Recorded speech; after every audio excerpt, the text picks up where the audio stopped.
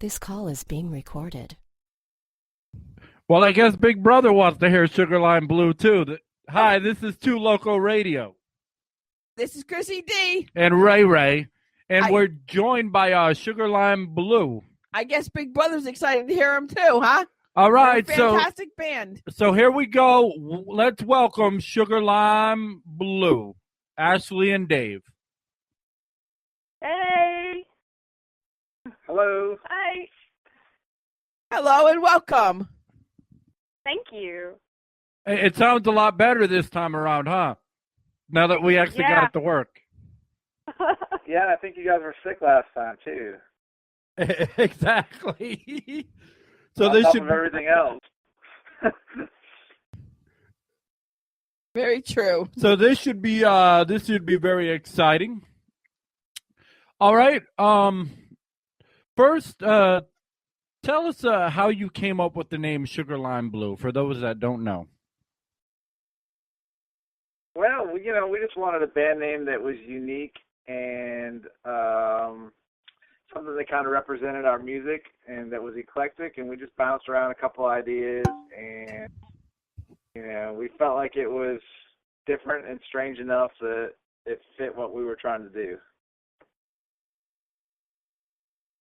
Well, there you go.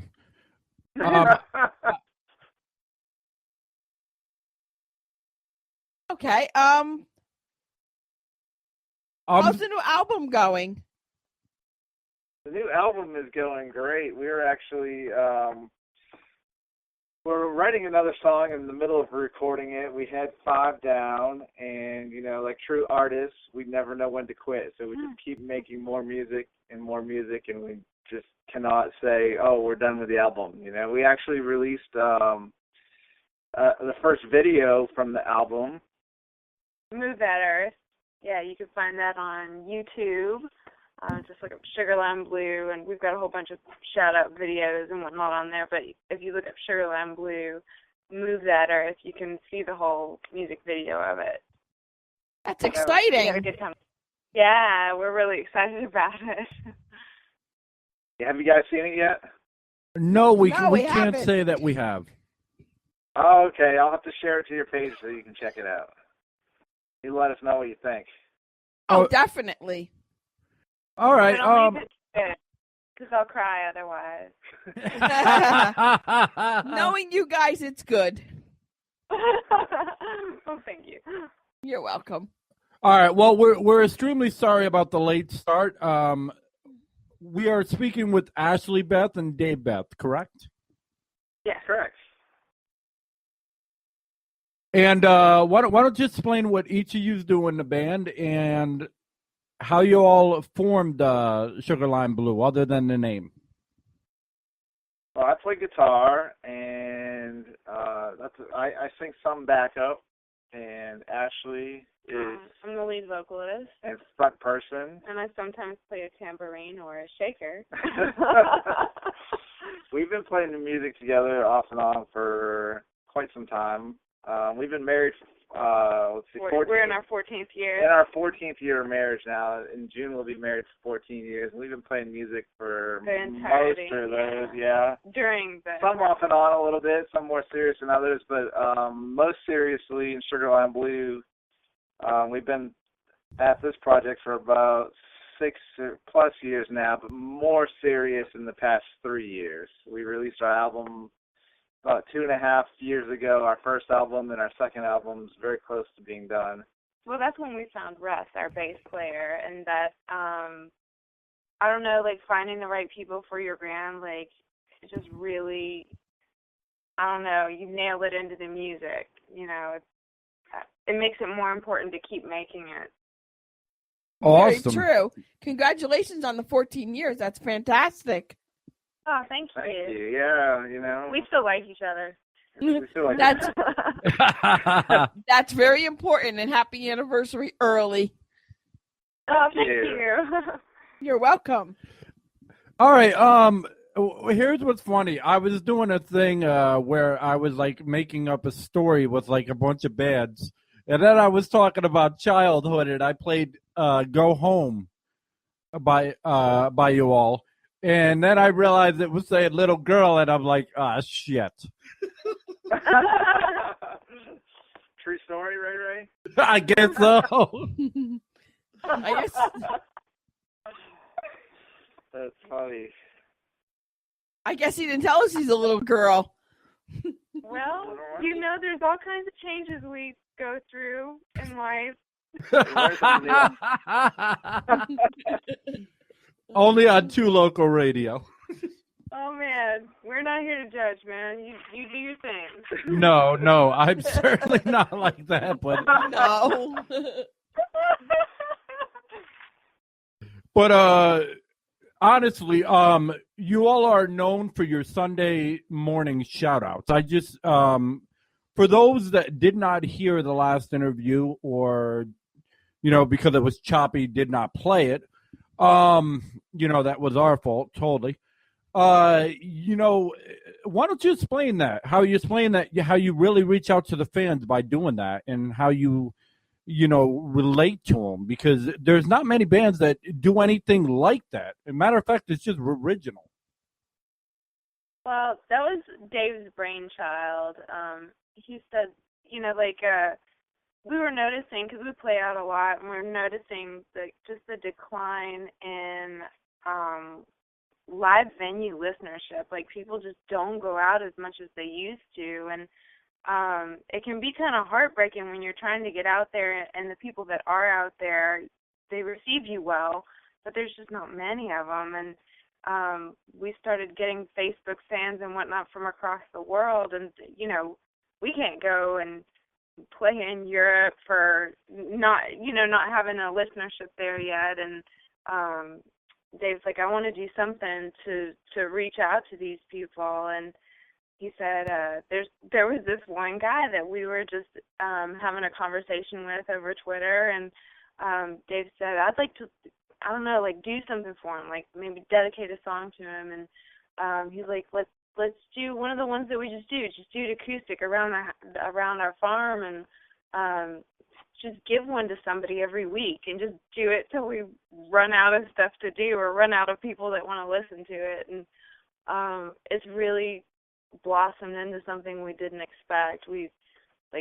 There's been some just really cool ones. There was one lady that shouted back to us with one of her original songs, and there's people that have come out to our shows that we wouldn't have met if it hadn't been for the Sunday shout out, and that have met each other. I don't know, just being able to help facilitate relationships. It's part of what music is supposed to do, and to know that we're able to do that at least once a week.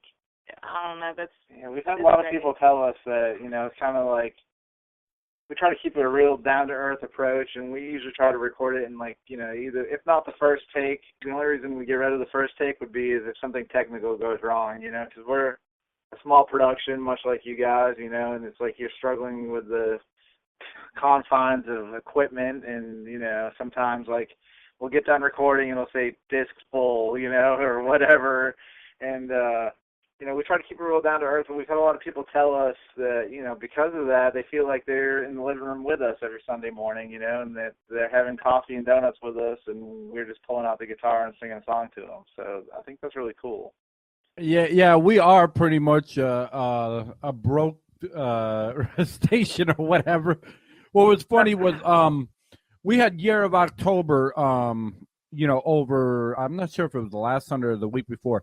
But anyway, while we were doing the interview with them live, I was taking a camera and doing videos. So if you went on 2loco.reverb nation, you would actually see them videos. That's cool. I'll have to check that out. And speaking of Year of October, I don't know if you saw our last Sunday shout-out, but we actually had them join us for the Sunday shout-out this past Sunday for Easter Sunday shout-out.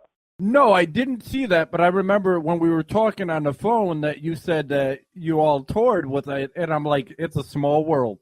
That is awesome. Yeah, we've actually done a bunch of shows with them here in the past couple months. Actually, just since the last time we talked. Well, probably 3 or 4 shows. Well, then they probably told you how cool we were in real life. Oh, yeah, absolutely. Well, if they didn't, well, at least they made us feel special with the CD and the the poster and everything. So. Yeah, they're great. Yeah, they're really great people. I mean, they're some of our favorite people to hang out with. You know, even if they didn't play music, I think we'd still be friends. But it certainly helps if they do play music. Exactly. They're just so down to earth like you guys. So their story is they all met in the bank, the magical bank. So what's your story? Where did you all just meet? Like on the street, or through ads? Dave and I met in a magical guitar center. There you go. Yeah, I mean, I saw Ashley and I was like, I didn't even care if she was a singer. I just thought that girl was so fine, I had to know her. And here we are 14 years later, you know? It worked. It worked out, you know? It just worked out. As far as Russ, man, it's funny how sometimes you get those things that you need when you least expect them or when you're not really looking for them. You know, Ashley and I, in one of the earlier versions of the band, you know, we'd written some of our originals, but not you know, maybe just a handful. And we had talked to our keyboard player that night during the show, and he's a close friend of ours, and he decided that he was going to, you know, step away from the band for a while. And our bass player was moving out of town. And, you know, we weren't really satisfied with the drummer that we had. And Ashley and I just said, you know, we're not going to do this if it's not fun. So let's just take a break from this, you know, and we'll just, you know, hang out, maybe play some acoustic shows here and there and maybe see how it goes for a little while. And, you know, just whatever happens, happens. And then, you know, that night we came home from the show and there was this email from a bass player. And, you know, his name was Russ Dean.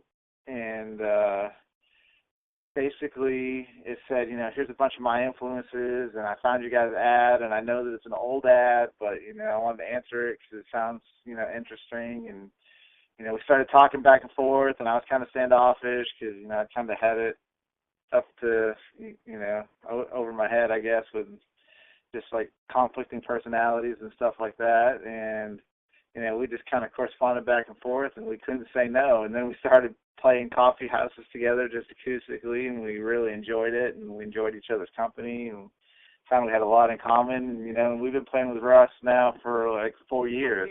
So he's like family. He's like, yeah, I mean, he's truly like a part of our family. We talk to each other, you know, if not on the phone, then at least through text messaging every day. Nice. So did you all finally find the drummer? Last time we had the interview. No, you know, I mean, we're still, you know, plodding away with drummers. We're kind of an adventurous group because we like to improvise a lot on stage anyway. You know, like a lot of jam band fans like us, people like the Grateful Dead, stuff of that nature. Because we are always like improvising on stage. And you know, I guess like part of that improv now is playing with different drummers. So you know, we never really know how exactly stuff's going to come out. In fact, we had a really fun experience this past Saturday. You know, it's kind of stressful. So we didn't really have a solid plan in place. You know, we thought we were going to play an acoustic show. We were playing at a festival for Earth Day up on Hippie Hill in Christiana, Tennessee. Nice. It's kind of like a, I don't know, it's like a hippie commune, but not. It's just cool. Like you a know? hippie campground? It's like a hippie campground, and we're up there, and we had no drummer with us, and for some reason I brought my electric guitar instead of my acoustic, just, you know, hoping that things work out. And we got up there, and the band before us, who we know some of the guys in that band, but never met their drummer. They're called Stagger Moon. They're called Stagger Moon. They're great cool guys, band, too. Great guys, and, you know, we were like, well, maybe we should ask this guy. So we asked this guy if he wanted to play, just leave his drum set up and play a set with us, and he did, and it was just a really great time. Then we invited a bunch of there was a bunch of guys up there that play like hand percussion and hand drums. Yeah, there was a lady. And a young lady came up, and we had 3 people playing hand drums and our drummer, and we played probably like a 10 or 12 minute version of Nice. Grateful Dead Fire on the Mountain. And it was just like all, you know, full of hand drums and drums jamming out everywhere. So it was really cool. Yeah, it was so cool. That is cool. Was, like, yeah, it was beyond like just making music. It was really cool. That sounds cool. Who would you say you guys' influences are? Well, I think that's one thing that is nice about this band is that we have a lot of influences, and hopefully it shows in our music. But, for me personally, I'm a big fan of the Grateful Dead. Big fan, growing up I listened to a lot of Carlos Santana. All those guitar greats from the 70s, really. Jimmy Page, of course, Led Zeppelin. Huge fan of Led Zeppelin. Government Mule nowadays, Allman Brothers Band. Just like Ray LaMontagne. Yeah, and as far as newer artists like Tedeschi Trucks and Ray LaMontagne and all that good stuff, Fleetwood Mac. Okay. Has her own set of. And what about non-musical influences? Well, that's more like where I'm at. I'm influenced by mood and emotion and color and how I'm feeling that day and the people that I choose to surround myself with. I feel like that, like the music that I've listened to throughout my life, it influences the sound, but like the feeling that comes out, that's really where I get my inspiration is, in sunshine and days and in like bad venues and broken hearts and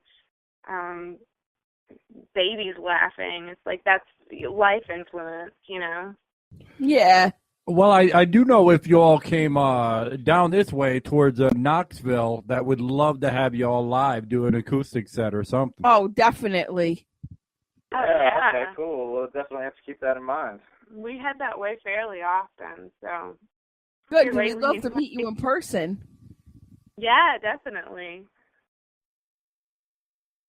And you could see me use my fake video camera. Well, that's okay. Don't tell anybody, but, when we did our Move That Earth video, we shot it all on phone cameras. So. Oh, there you go. That's how we did ours, too.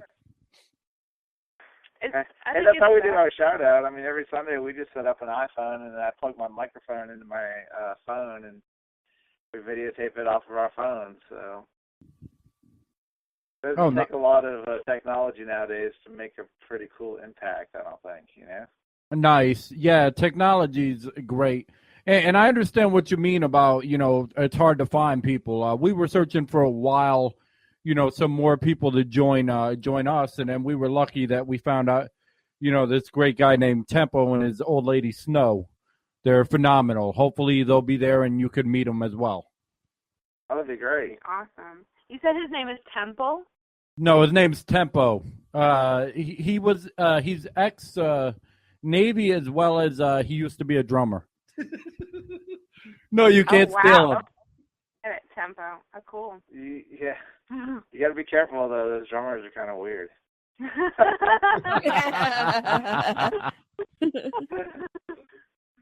Oh, man. Not to change the subject, but I'm sure you can tell the difference of sound quality this time from last time. Oh, yeah. Absolutely, yeah. I mean, I'm not hearing back what I said before I finished saying it. And that was enough to drive us batty, my goodness. There's a weird echo, man. I don't know. Well, we're actually using a conference system. Not a lot of people use it, but I like it. I think it serves its purpose. And for $10, you can't beat it. Hey, man, whatever works. That's it, that's what we found out doing the Sunday shout-out, It's not necessarily about perfection as much as it is about, delivering a good product on a budget, Exactly. Like, do the best you can what you have. Well, I can't cook worth a shit, but if I did, I would mix all kinds of ingredients. So what kind of ingredients would you say make up your band as far as musical styles? Well, I never heard it really put that way before, but, I like that better than, like, the question, like, what type of music do you play, for sure. So, yeah, I would say, we're definitely got a lot of rock and blues influence, and then I would say, you sprinkle in, like, a little bit of country and a little bit of jazz. and maybe about like some old soul. Yeah, a little bit of old soul and some jam band type of risk taking stuff, and then you got Sugar Line Blue. Very true. So who would you say is your influences outside of the music? Like, do you have any friends or family members, or is there like that one fan that really, influences you to really keep on writing and, write more and, better and better each time, or whatever, however you want to put it? I mean, I think that, like, the way we look at it is just like serving the music to us. It's like, there's songs out there that we're supposed to write, and, if we don't write them, then no one will. It's kind of how we think of it, It's like there's no other band out there that plays like Sugar Line Blue. I mean, there's bands that are great, and there's bands that do their own thing. And hopefully we do our own thing enough that, we are the best at being Sugar Line Blue, and nobody else can do it any better, Very true. I'm not saying, we're definitely not the best musicians maybe out there, but, we're the best at doing what we do, which is play the music that we feel like has been given to us to play. I would say for me, like, my fellow band members really encourage me to continue to write and continue to perform. And it's like, if I have an off night and we have another gig the next night, I got to pick up and keep on going. And like, to complete songs, that's Dave that pushes me to complete songs, because I'm really good at starting a thing and really bad at finishing it. So Dave's the one that's like, come on, we just got to write one more verse or whatever for that. But, like, knowing that he and Russ are putting their talent out there, I don't know, it encourages me, because I consider them to be such excellent musicians, that they want to play music behind my voice. Like, that really encourages me to continue to sing, because they think that what we all do together is a good thing, worth our time and worth our energy. So I'd say that they influence me, definitely. So speaking of songs that you need to finish. No. Oh, there's no acapella tonight, huh?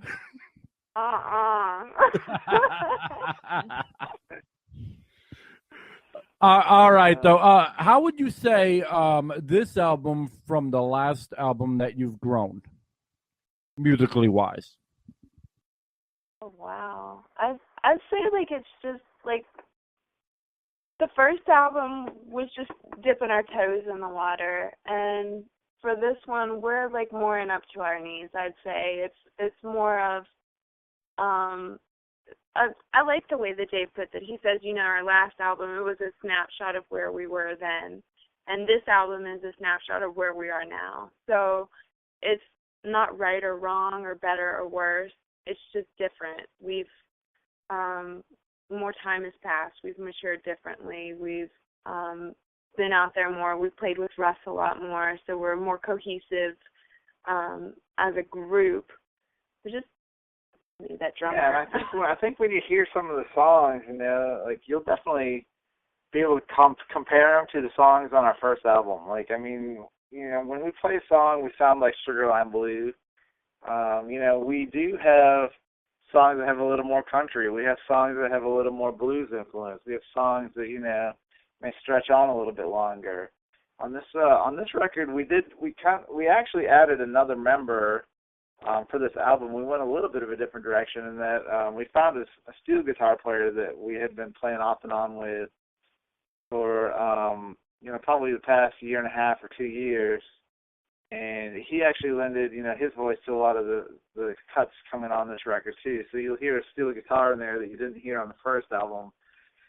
But it's definitely not like a country type of steel, No, it'd be like a steel like you hear with Ray LaMontan's music. Yeah. Like, I don't know what you'd call that, not country steel. Yeah, it's just more of like a roots type of rock, Some people would compare it to, like, Graham Parsons from the 70s, like that type of thing that was going on.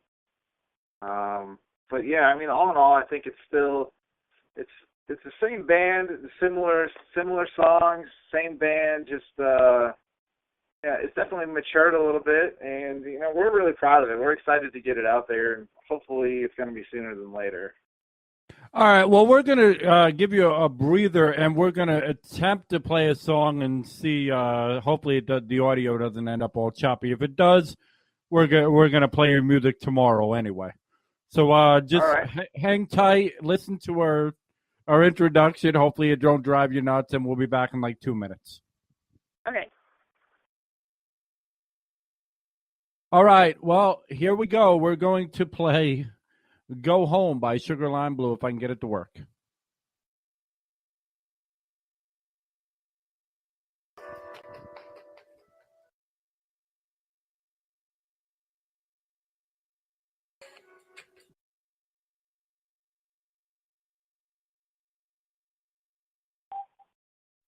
Down to Memphis, a pocket full of change. In my whole life, I've never seen so much rain.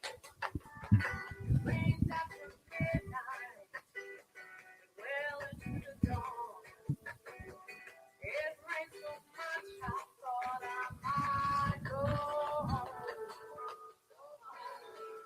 Go home, little girl.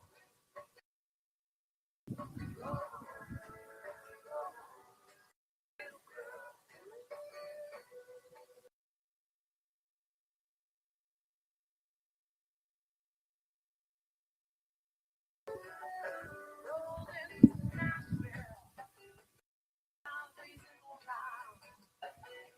I didn't know my way, so I just followed the signs. Signs on the building, running down in the sky. So many signs, I thought one might go home. Go home, go home, little girl. Go home, little girl.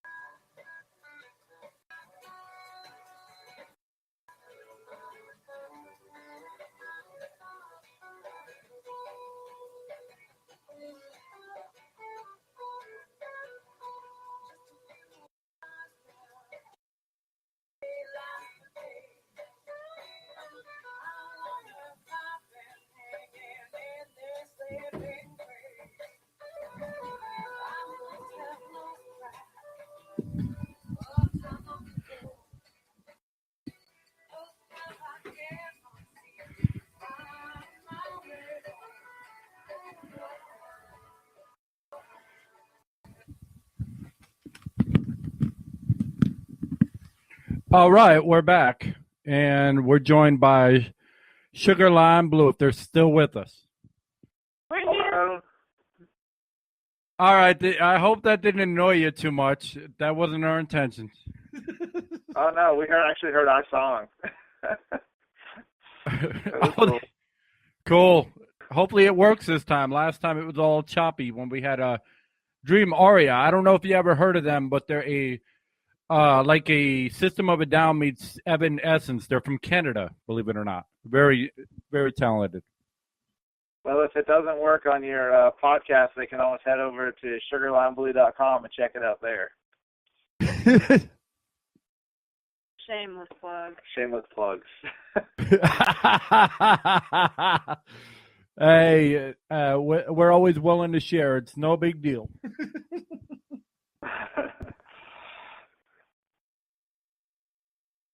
All right, so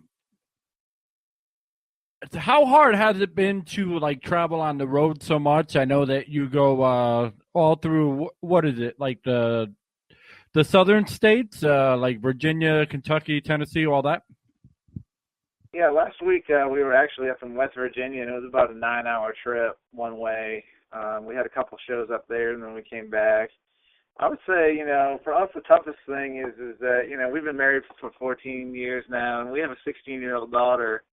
So, the toughest part is us, trying to leave her.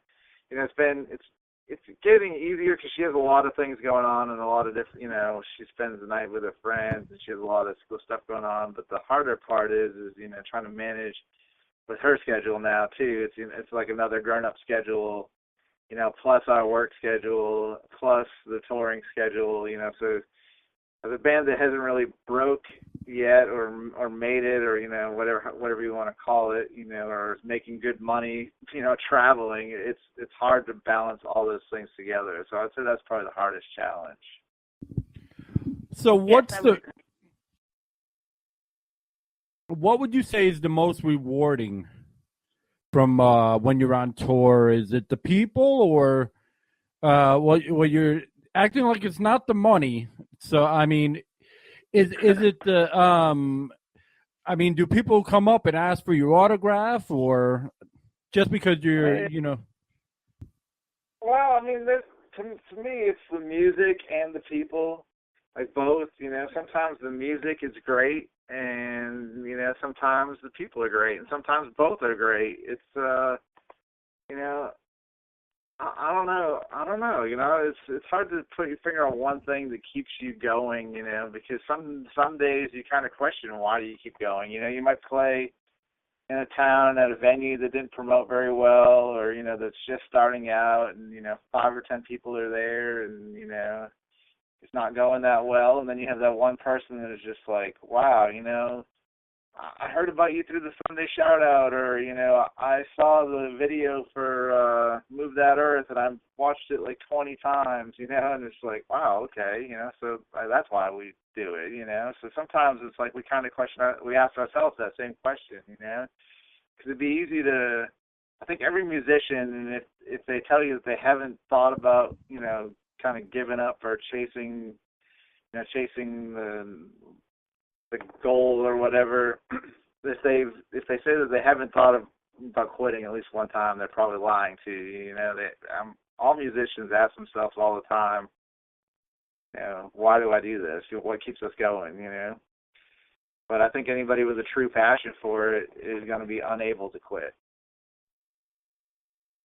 So have you ever had that time where the crowd just wasn't into it and you found a way to get them into what you were doing? They just all love us. No, I'm just playing. There has been like a couple of venues that we played where it was a crowd that just really wanted to listen to hip hop music and just had no okay. Yeah, they just had no appreciation for music. They did not deal in electronic music. So those have been the harder crowds to turn. And even then, though, you'll get a couple that come up and say, hey, I appreciate what you're doing, or I don't know, want to give you advice or something. But you still get people, even in a venue like that, that'll come up and give you thanks, and it's usually the people that work there because they're kind of happy to hear something else. So, like, even if the crowd just wants to listen to hip-hop music or whatever, generally speaking, the owners and the bartenders and the bouncers and the wait staff will approach us afterward and be like, oh, that was so nice to hear something else for a change. So I don't know about turning a crowd because they kind of come in and, they're there for a reason. So they do their thing and move along, but our stationary audience is fairly appreciative. So, come on, Ashley, you can play. You can get down to Walk This Way. Yeah. Well, that's nowadays. That's nothing. I double dog dare you to walk into some of these bars. 2 in the morning and listen to some of the stuff they play. It makes me blush. I was just trying to add some light to the subject. As you can see, we're not sexual. No, definitely we're not. What's weird is I figured you would say like the bar crowd, and then you came out with the hip hop crowd, and I'm like, whoa, wait a second, times are changing. Yeah, like the bar crowd. Yeah, the bar crowd is kind of a is crowd now. Yeah, it's kind of strange, you know. It's because they have like the music or whatever that is that they keep. It's like the new jukebox thing that you can just touch the screen and tell it what to play. Man, they just want to play really loud, booty bumping music, I guess. I guess so. I don't know why they wouldn't want to listen to you guys. I like you guys better. I'd rather listen to you guys than some of that booty bopping music. Right. Thank you. Like nowadays, it is kind of strange because, I mean, like, electronic music has taken, like, a big part of the segment of, you know, the bar-going crowd. And there's nothing, you know, to each their own. People like what they like. But, I mean, you know, in the 70s or 80s or 60s or, you know, we would have just been like a rock band. You know, it's like we play a bunch of different styles of music, but we're a rock band, you know? Yeah. That's what rock bands have always done, but now it's like, you know, everybody has to be like so like categorized. Otherwise, you can't find the people that want to listen to you. You know, if you're just a rock band, then everybody assumes that you sound like Nickelback. Yeah, exactly. Well, see, you know what it is? Like, I like a lot of the underground rap that we get on here. I like because it's a lot different than what you hear in the clubs. It's just there's a different beat to it. Just like you guys, they have their own flavor to it too. You guys remind me of the 70s music that I grew up on a little bit when I listened to you. Cool. Yeah, we were actually we went and did this cool thing this last week. They do like a different decade every so often at this bar, and they have like 9 bands come and play, and you play 2 songs from the decade. And we did 80s songs with these folks, but there was one guy that got up and did a Run DMC song, and we're like, dude, that's really, you know, that was good rap. That didn't make me blush. So it has changed. So it has changed. So, and I don't mind like stuff that I can understand and like doesn't curse every other word. You know what I mean? Like it still has a musical quality to it rather than just how fast can you say shocking words. Or how vulgar you can be. Exactly. That's not the place for. It's not art to me. I liken it to the you know, even the way that women dress. You know, like in the 50s, it's like my mom always used to say, you know, you should leave something to the imagination, you know? And it's like that part of you leave to the imagination, that suggestiveness is what kind of makes it like playful and fun. But when it's the same thing with a song, when you just kind of come right out and say it, it's not playful and fun anymore. It's just kind of like vulgar, like you said. Yeah. You know? Exactly. I mean, like these women walk around with their chests hanging out, and it's disgusting. Right. Leave something to imagination to the guys, then they'll want to look more. Exactly. You know? It's not art anymore. It's not something of beauty anymore. It's just nasty. You know? Yeah. Yeah, I really want to smack the person that came up with the "I'm juicy" on the back of the pants, especially with pedophiles out there and shit. Yeah. Well, there's so many fashion trends that I just don't understand. But you know what? Like, if we just look at history, we know this phase will pass. We just got to get through it. Just hang on. Bell bottoms will come back. Yeah, exactly. Spandex. That went away. Thank you. Yeah. But that just come back. I so could see you all playing it like a Woodstock with like Neil Young and all them. That's what you guys also remind me of, Woodstock. That'd be awesome. That'd be so much fun. Yeah. We missed our concert, I guess, huh? Yeah. I guess so. Hey, speaking of spandex, though, I heard the Boston Marathon went off today without a hitch. So, yay, Boston. Yeah. Thank God. Yeah, the 1-year anniversary of the bombing. So, like, they did some powerhouse things down there, up there, I guess, in Boston. So. And speaking of big festivals, we got, the Afteroo coming up here pretty soon. Yeah, and the Sam Jam. And Sam Jam. Then with of course, here in Middle Tennessee, I mean, you guys are pretty close to it too, Bonnaroo, right?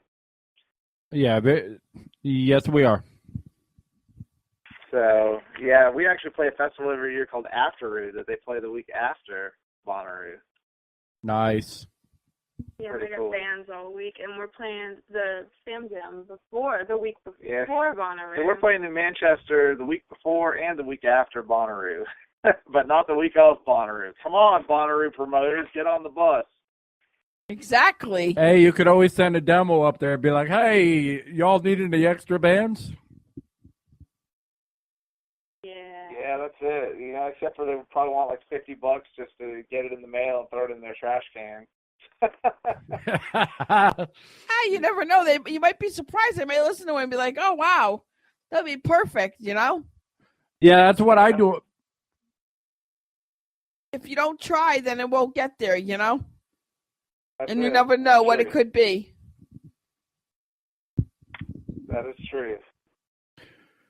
Yeah, that's basically what I do. I just take chances. I'm like, all right, no one's gonna try this, so why not?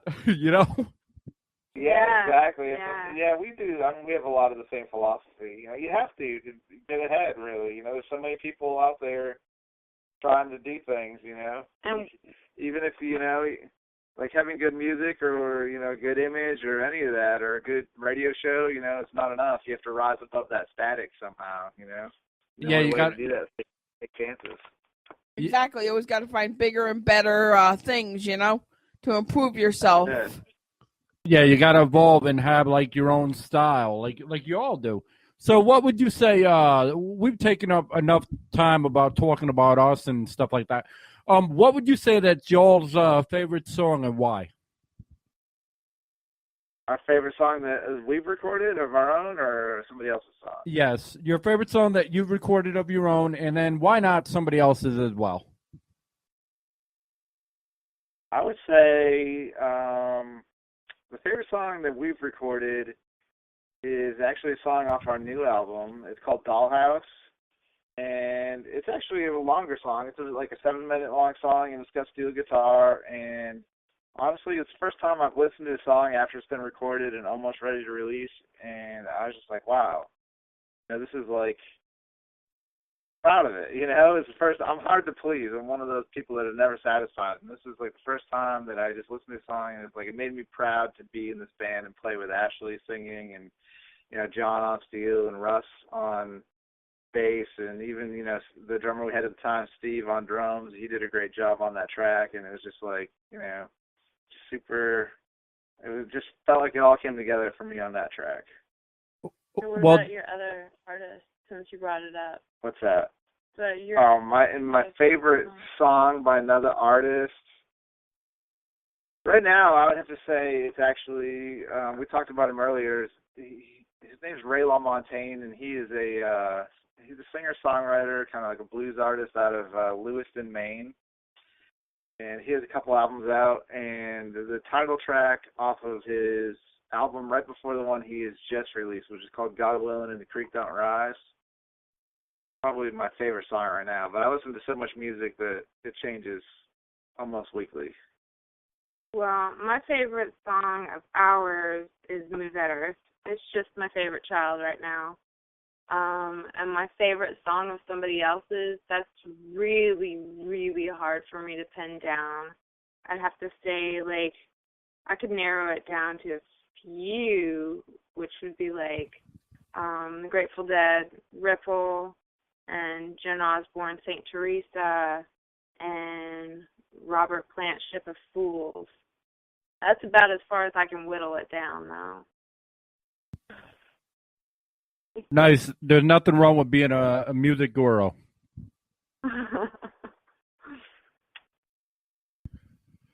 So what would you say if somebody were to want to get into music? What advice would you have them to, get them on the right path? Because we all know that it's got its ups and downs.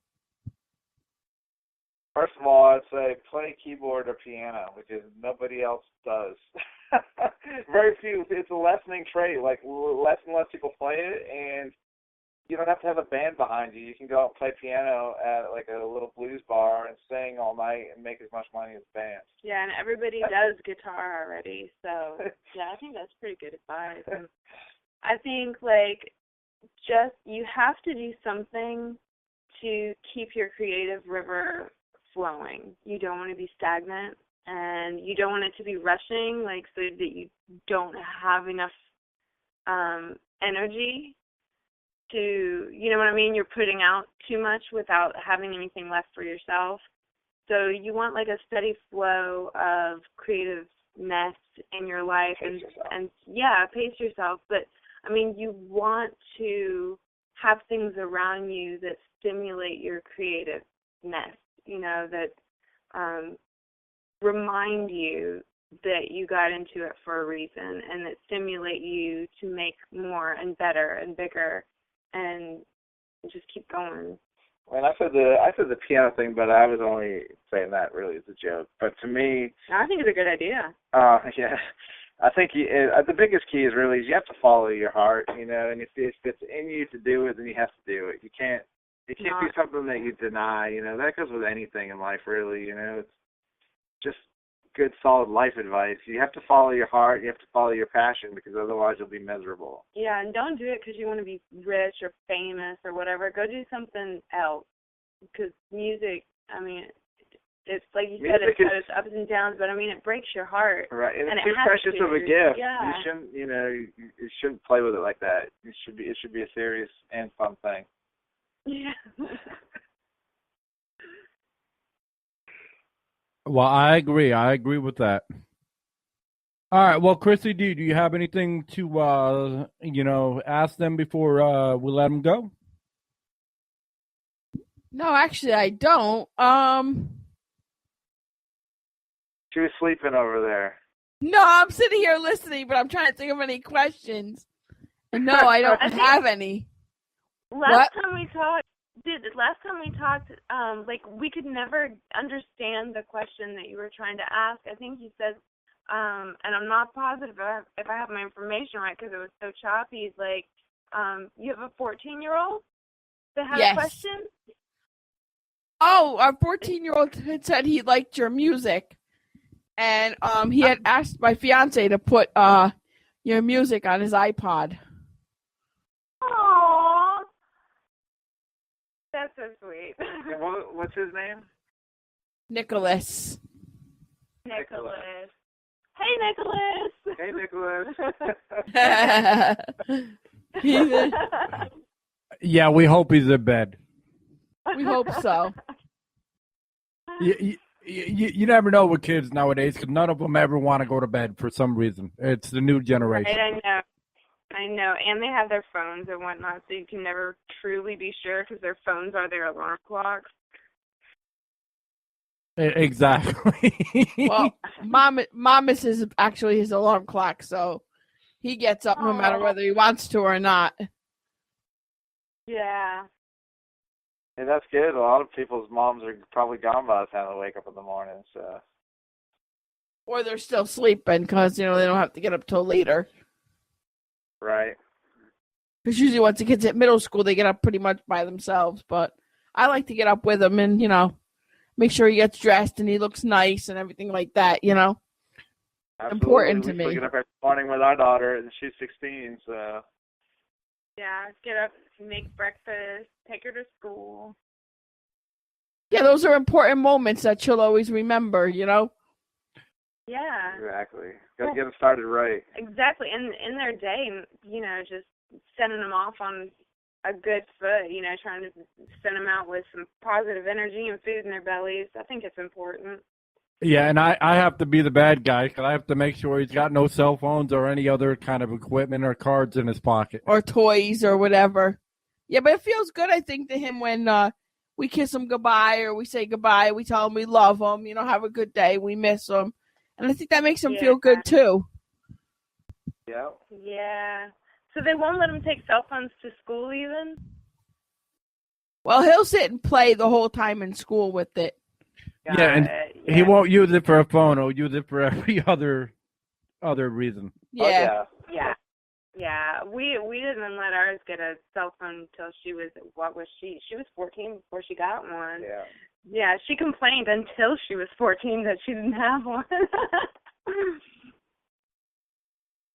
So, has your daughter gotten into music yet, or is that not her forte? And if she has, what advice have you given her?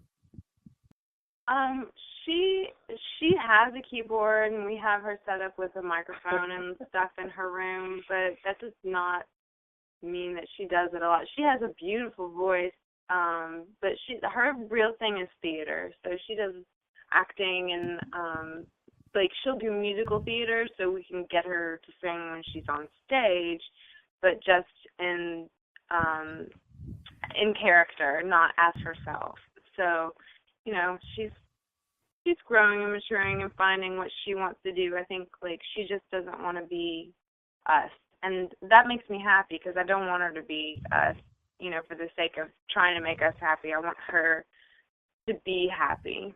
Although the other day she said she was going to start playing drums. So. Well, who knows?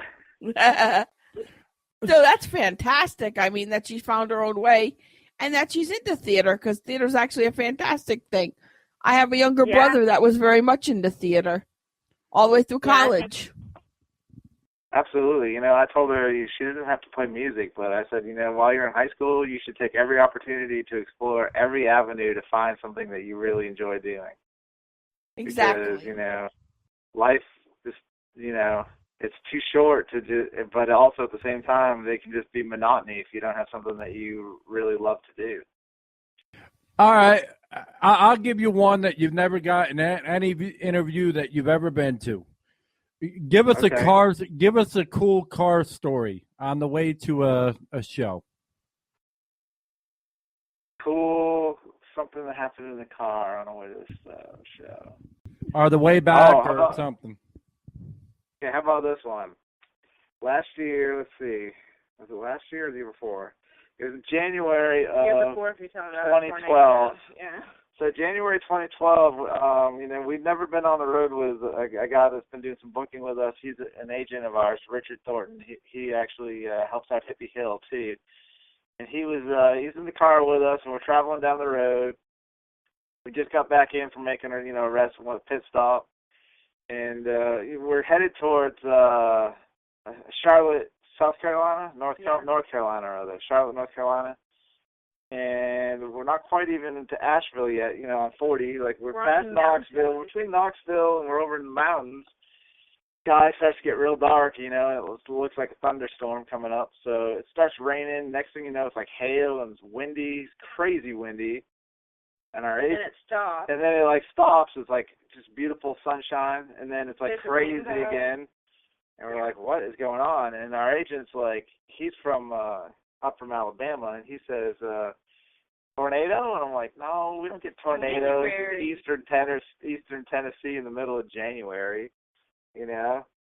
And it was pretty hairy there for a minute, but then we get to the venue, and the venue says, we're not sure about the turnout. We're not sure about the turnout tonight because there was a big tornado that came right down 40. Did you guys have to catch it on the way in? Oh, my God. So, yeah, we must have been driving, right through the tornado and just never even knew, with a big trailer on the back of our truck and everything. Wow. Wow. Things that bands do, you know? Yeah. I think, for me, one of the fun things in the car, it just happened, one of these last gigs this last week doing that long haul up or back from West Virginia.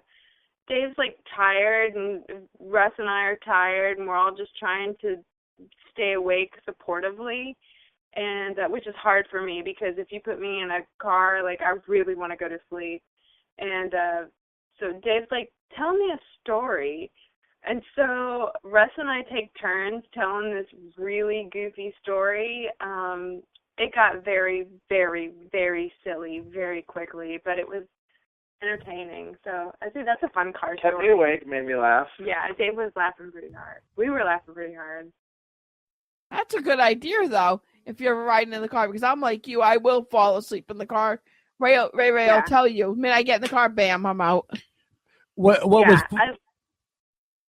Go ahead. Go ahead. Yeah, I like to sleep in the car. That's just me. I was about to say ladies first. Oh, I went. Your turn. Well, what was funny when you were talking about tornadoes and everything, my mother's boyfriend actually got chased and my mother got chased by one for over 2 hours in Virginia until they got there was like a fork in the road where you can go like one way or the other way, and the tornado went a different way. But what was funny about the story is they kept on saying that people kept on calling it a tomato. Tomato? Yeah. Not only that, but they were telling him, go under the bridge, you'll be safe. He said, nah, he kept going straight. The tornado went right for that bridge, and everybody that went under that bridge got killed. Tell me that's not crazy. Wow, that's crazy. But every time I hear that song, about tornado, I keep on going, a tomato. I guess we're going to have to write a tornado song now. Yeah. There you go. Yeah, our son likes that when he says a tomato. My son will go, look, it's a tomato song, Daddy and Mommy. It's funny. Nice. Yeah, you should just start playing Attack of the Killer Tomatoes theme song, but have a picture of a tornado. There you go. With a tomato in the middle or something. Uh-huh. All right. Well, we've taken up a lot of your time. Before we go, why don't you tell everyone where you're going to be touring, like your upcoming summer tours, if you have any?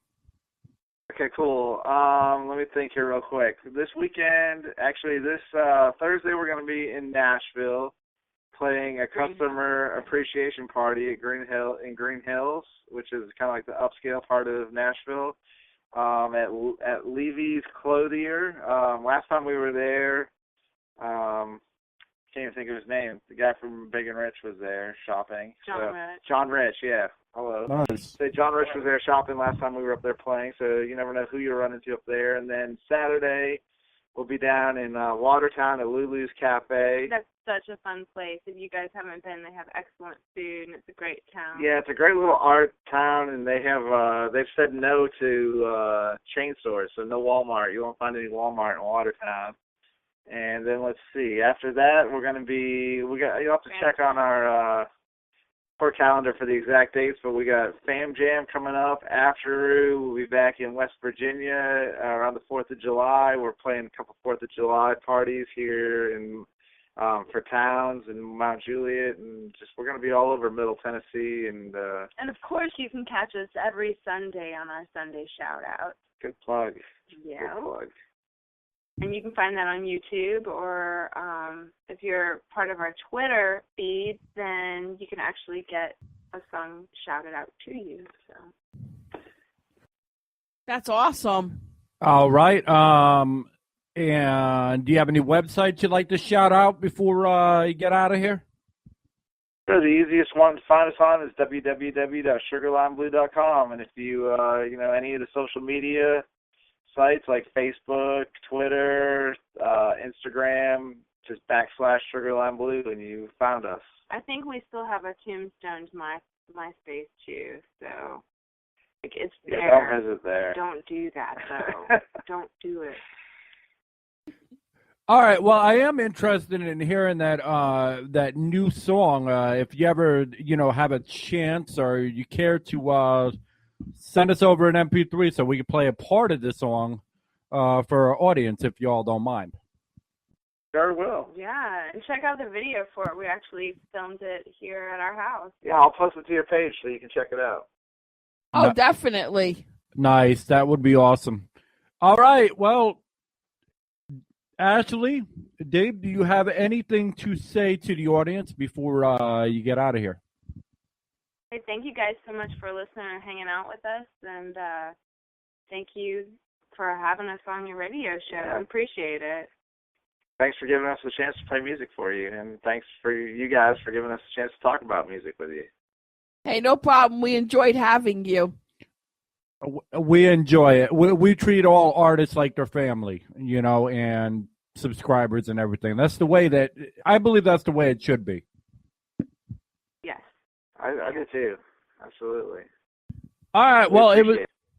No problem. We appreciate you all as well. It's been fun. I hope y'all be able to do a show if you're ever up in the Knoxville around that area live, and we hope to get you back on here later in the year. Sounds great. Definitely. Look Thank forward you to guys. it. All right. Well, you all have a good night.